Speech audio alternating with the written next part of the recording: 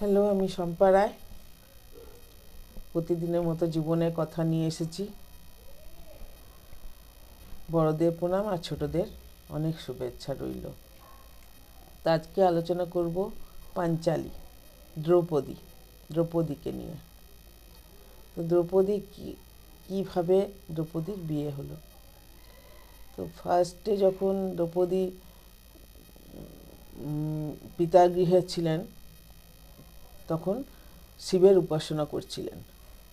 তো শিব উপাসনা করতে গিয়ে শিব যখন দেখা দিয়ে বললেন কি বর চাই, তো উনি বলেছিলেন আমার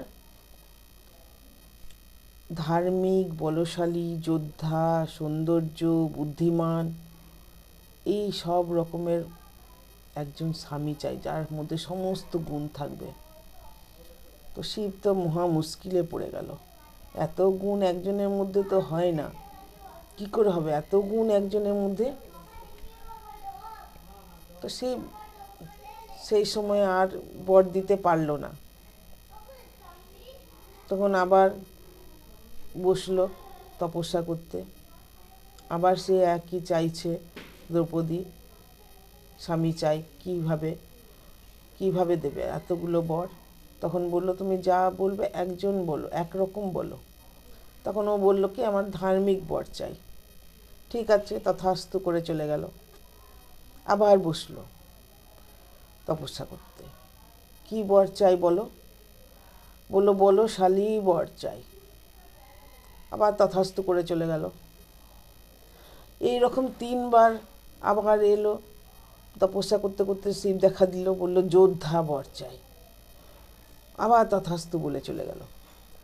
আবার এলো কি বর চাই না সৌন্দর্য, সুন্দর যেন আমার বর হয়। ঠিক আছে, তথাস্তু বলে চলে গেল।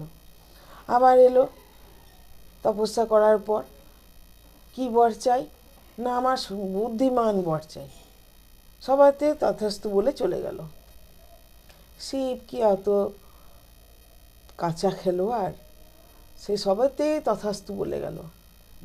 কিন্তু এখানে চালাকিটা কি করলো, একসঙ্গে সব বর একসঙ্গে একটা বর সে দিয়ে যায়নি। প্রথমে 5 বার তথাস্তু বলল। 5 বার তথাস্তু বলার জন্য 5টা বর তাকে বিয়ে করতে হয়েছিল। পরে সেই ধ্রুপদ কন্যা তখন বড় হওয়ার পর তার বিয়ে হলো পাণ্ডু এবং কুন্তী মাদ্রির ছেলেদের সঙ্গে। পাণ্ডুর নিজের অভিশপ্ত জীবন থেকে উনি পিতা হতে পারছিলেন না। তো সেই কারণে কুন্তী এবং মাদ্রি ভগবানের আশ্রয় নেয়। তো ভগবানের আশ্রয় নিয়ে তাদের 5টি সন্তান হয়। তো তারা যথারূপে ধার্মিক, বলশালী, যোদ্ধা, সৌন্দর্য, বুদ্ধিমান সবাই তৈরি হয়েছে। এক একজন এক এক দিকে পারদর্শী। তারপরে তারা এই পারদর্শিতা নিয়ে তারা বড় হলো, অস্ত্র শিক্ষা করলো, সব কিছু করলো। তারপরে একদিন দ্রৌপদীর সঙ্গে বিয়ে হলো।